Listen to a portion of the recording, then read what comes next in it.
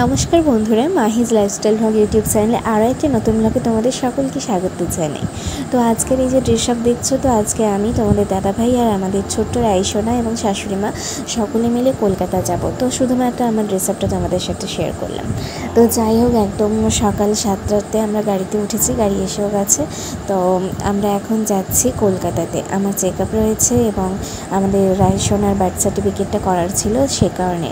তো রাইসোনা সারাটা রাস্তা কোনো ডিস্টার্ব করেনি, খুব সুন্দর কোলে কোলে আদর খেতে খেতে যাচ্ছিল।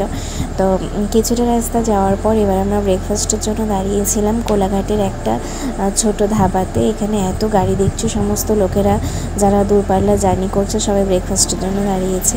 তো আমাদের ব্রেকফাস্ট ছিল মশলা মুড়ি এবং গরম গরম চা। তো আমাদের দাদাভাই চা এনেছে।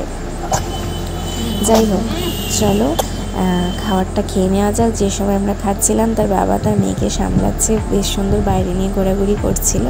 তো খাওয়া দাওয়া শেষ করে আবার আমরা চলেছি কলকাতার উদ্দেশ্যে। তো বাকিটা রাস্তা তোমাদের সঙ্গে গল্প করতে করতেই যাব।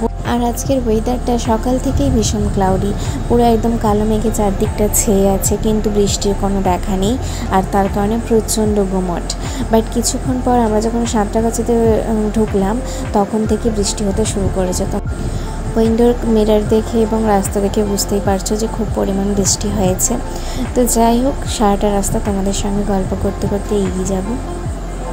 কলকাতার বিভিন্ন জায়গাগুলো বাইরে থেকে যেটা দেখা যাচ্ছে, বিভিন্ন বিল্ডিংগুলো দেখতে দেখতে আমরা ফাইনালি পৌঁছে গেলাম কলকাতা মেডিকেল কলেজ, যেটা আমাদের ডেস্টিনেশন ছিল। তো এখানে তো সব সময়ের জন্য প্রচুর মানুষের সমাগম। তো গিয়েই আমাদের ডার্মাতে দরকার ছিল, তারপর আমার গাইনো ওপিডিতে দরকার ছিল, দেন ওর বার্থ সার্টিফিকেট, অনেকগুলো কাজ নিয়ে আমরা গেছিলাম। তো সবগুলো কাজ একে একে ঘুরে ফিরে আমি, তোমাদের দাদাভাই এবং সঙ্গে আরও একজন লোক ছিল কলকাতা মেডিকেল কলেজের দাদাভাই ছিল, যে আমাদেরকে প্রচুর পরিমাণ হেল্প করেছে। ওই যে লেফট সাইডে দেখতে পাচ্ছ, তো প্রত্যেকটা জায়গা ওই আমাদেরকে নিয়ে গেছে এবং আমাদের প্রচণ্ড হেল্প করেছে। তো যাই হোক, মেডিকেল কলেজের অপরূপ সৌন্দর্য উপভোগ করতে করতে আমরা চলে এলাম লাঞ্চ করতে ওখানকার ক্যান্টিনে।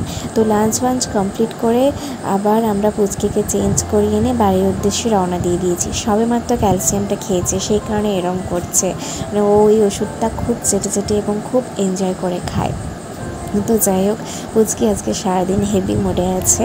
তো আমরা আবার আমাদের কাজকর্ম শেষ হয়ে গেছে, বৃষ্টিস্নাত একটা দিন যেটা উপভোগ করতে করতে এবার আবার বাড়ি ফেরার পালা। তো তোমাদের সঙ্গে তাই সারাটা দিনের ছোট্ট একটা ব্লগ শেয়ার করে নিলাম। ওখানে কাজের ব্যস্ততার কারণে ভেবেছিলাম তোমাদেরকে পুরো মেডিকেল কলেজটা ঘুরিয়ে দেখাবো, কিন্তু এতটা ভিড় ছিল চতুর্দিকে আর আমাদের অনেকগুলো জায়গাতে দেখানোর ছিল, তো সেই কারণে সেটা আর হয়ে উঠলো না। এক ঝলকই তোমাদের জন্য নিয়ে রেখেছিলাম, যেটা আমি আগেই শেয়ার করে দিয়েছি, মানে ব্লগটার প্রারম্ভে। তো যাই হোক, সকালের গুমট গরম থেকে যখন রেহাই মিলল, তখন এই বৃষ্টিস্নাত কলকাতায় রাজপথ, তার সঙ্গে কলকাতার রাস্তার অপরূপ সৌন্দর্য, এ যেন চোখ জুড়িয়ে দেওয়া একটা অপূর্ব সুন্দর প্রশান্তি। তারই মধ্যে ব্যস্ত মানুষদের ব্যস্ত জীবনযাত্রা দেখতে দেখতে বাড়ির পথে এগিয়ে চলা। এবং মাঝখানে যেহেতু আমাদের একটা জায়গায় যাওয়ার প্ল্যানিং ছিল, বাট সন্ধে হয়ে যাওয়ার কারণে সেটা যাওয়া হয়ে ওঠেনি। তো যেহেতু পুচকির সঙ্গে আছে, এতক্ষণ বাড়ির বাইরে আমরা রয়েছি। যাই হোক, তাই কোলাঘাটের ব্রিজের ওইখানটায় একটুক্ষণ দাঁড়িয়ে আমাদের একটাও ছবি তিনজনের একসঙ্গে নেই, তো সেই জন্য আমরা একটু ছবি তুললাম, একটু ফটোশ্যুট করলাম। তারপর বাড়ি ফিরে এলাম এবং আসার পথে বিরিয়ানি নিয়ে চলে এলাম সবার খাওয়ার জন্য। তো এটাই আপাতত আজকে আমাদের ডিনার। যাই হোক, চলো ব্লগটা এখান পর্যন্তই থাকলো, আর বাড়াবো না।